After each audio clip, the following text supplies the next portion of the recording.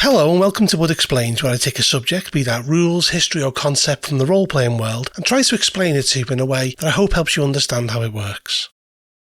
Today's explanation is the Dragon Kings and Queens of Athas for Dark Sun. The world of Athas, once full of life, had it torn away by a type of corrupt magic called defiling that drains the plants, turning them to ash. Now baking under its unforgiving red sun is a godless land, bereft of water and ruled by immortal kings and queens that have existed since a genocidal crusade in the annals of history. To grasp the motives of the kings and queens, it's important to understand how and why they exist. In a distant forgotten time known as the Green Age, there was a creature called Rajat, who was also known as the Warbringer and the First Sorcerer. He was initially benevolent and taught a type of magic called preserving, one that was careful and didn't drain plants, keeping balance to the ecosystem. At a later time, he formed a group of champions and instructed them how to combine psionic power with defiling magic in order to make real his horrific vision of wiping out many of the races of Athas in order to restore it to a state similar to a time in the past called the Blue Age. Rajat took his 15 greatest students and transformed them into champions to aid him in this, in a place called the Pristine Tower, using a great ancient artifact called the Dark Lens that channeled the energy of the sun and made them immortal beings of immense power. This great ritual turned the sun from a benign yellow to a deep foreboding red. The 15 champions were Sasha of Arla, the Curse of Kobolds, Kalak, Ogre Doom, Dregoth, Ravager of Giants, Myron of Yoram, later known as Manu of Daish, Trollslayer, Oines of Waverley, Orc Plague, Gallard, Bane of Gnomes, Cielba, Destroyer of Terrans, Albion, Slayer of Elves, Tektuk Titley, Wemmick Annihilator, Keltus, Lizardman Executioner, Inanek, Arakocra Scourge, Wyan of Bodach, Pixie Blight, Khalid Mar, Tarry Killer, Daskanor, Goblin Death, and finally Agendo, Butcher of Dwarves, later to be known as Boris of Ebe.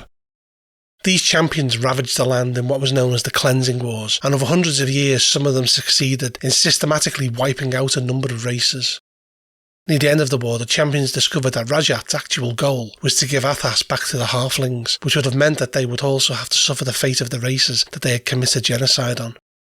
13 of the champions revolted, with only Sasha and Wyan staying loyal, and realising that they could not destroy him due to his immense power, imprisoned Rajat in a place known as the Hollow, beyond the shadow plane of the Black, using the Dark Lens one final time to transform Boris of Ebe into a monstrous creature called the Dragon, charging him with guarding Rajat, with the rest of the champions beginning a process that would begin their own transformation over time into dragons. They came to be known later as Sorcerer Kings and Queens, rulers with immense magic and psionic power, immortal, domineering and cruel.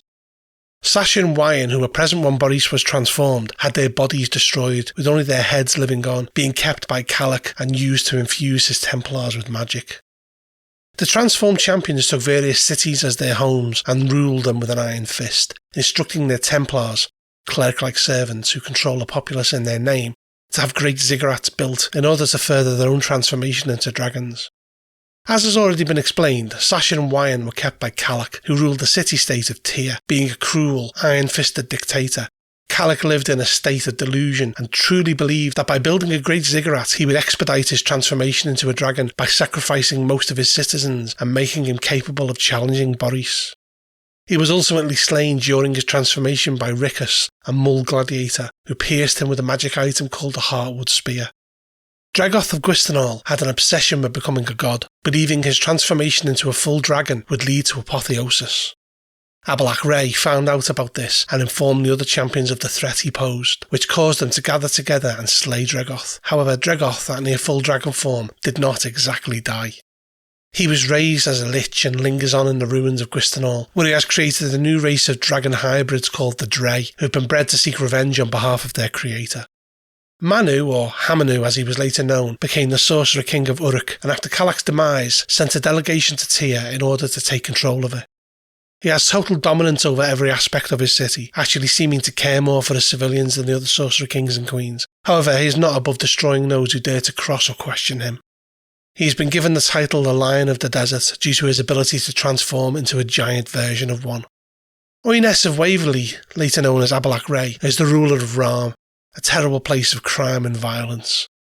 She's known to be callous and cruel, caring little for her citizens, and as such seems unaware of many of the rebellions brewing in her city-state. She keeps her own metamorphosis shrouded in mystery, lest she suffer the same fate that befell Dragoth. Gallard was later known as Nibene, and his city-state named after him.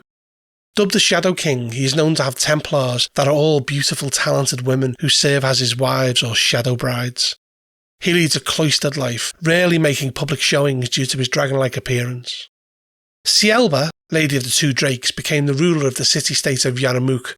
However, she was slain and her city levelled by Hamanu due to a quarrel with him over obsidian mining and trading. Albion was later known as Androponus, the Sorcerer King of Balak, a majestic city of white marble.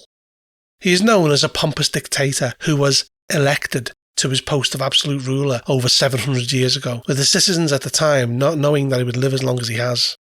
He's always quick to remind dissenters that he was elected to the post for life. Tektuk-Titley is the Sorcerer King of Draj, who gave himself the official title, the Mighty and Omnipotent Tektuk-Titley, Father of Life and Master of the Two Moons, claiming to be a god, though in reality he is one of the weakest of the Sorcerer Kings. He is described as being petty and spiteful, while also being hungry for power, with his image adorning many places within the city. Most citizens of Draj do not question his divine nature, knowing that blood sacrifice is what awaits them should they dig too deep. Tektuk-Titley has an arrogance that barely acknowledges personal danger, as he is able to wield great power when required. Inanek was later known as the Sorcerer Queen Lalalipoy of Gulg.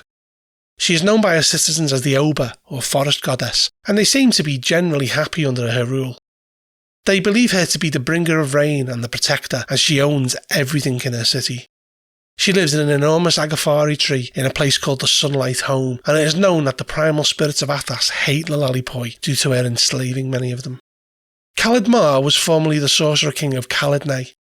He attempted to ascend to the full level of dragon with his high priestess Thakokan using the life energies of the entire city to do so. This had the effect of putting Khalid Mar into a comatose state and tearing the city from Athas and transporting it to the demiplane of Dread, where it remains. The city still exists on Athas, but it is a ruin full of vicious tribes and dangerous monsters. Daskinor is the Sorcerer King of the small island of Elderich that sits in the Sea of Silt. He is known as the Mad King, having been driven to paranoia, delusions and fear over the centuries. He appears as a frail old man who hoards everything and never bathes, having a deep-rooted fear of those talented in the way, with those discovered in Elderich with such powers being executed. And finally we have Boris of Ebe, the Dragon of Athas and Sorcerer King of Erdraxa. He appears as a fully transformed dragon with scales the colour of magma and huge wings. He can, when required, breathe a cone of searing hot sand that is known to strip the skin and flesh from those that become its target. His magic is known to drain the life force of living creatures instead of plant life when it is brought to bear. Boris led the champions when they revolted against Rajat and was later tasked with keeping him imprisoned for eternity, demanding a yearly sacrifice of 1,000 slaves from each of the city-states in order to harness the energy required to keep Rajat sealed away. Boris is known as cunning and ruthless, guarding his history enough that he only wants to be known as the Dragon of Tyr, though is not above being open to negotiation when the situation dictates more than violence. The sharp-eyed among you may have noticed that I have only talked about the fate of 14 of the 15 champions of Rajat. Well, it is at this point that it becomes interesting, in the case of Keltis of Cairn, Lizardman Executioner. Keltis, having formed his own city-state, began to feel something that none of the other champions felt about the part they played in Rajat's genocidal campaign: guilt and regret. He decided to halt his dragon metamorphosis at great personal cost and began his transformation into something greater. Keltis abandoned his old name and identity, later becoming known by his people as Orinus, the first Avangian, protector of New Cairn. Cairn remains active as a puppet city to keep up appearances in the eyes of Rajat's living champions, with the new city being shrouded in magic to keep it hidden. New Cairn is nestled in a fertile valley and has a ruling council that Orinus serves as advisor to, and his Templars try to benefit the citizens using the magic to them granted by Orinus. He is wise, benevolent and beloved by his people, showing that even in a world as dark and seemingly lost as Athas, green shoots of hope remain. If you found this video useful, don't forget to like and share it, and make sure to subscribe for more Bud Explains videos in the future. Bud out.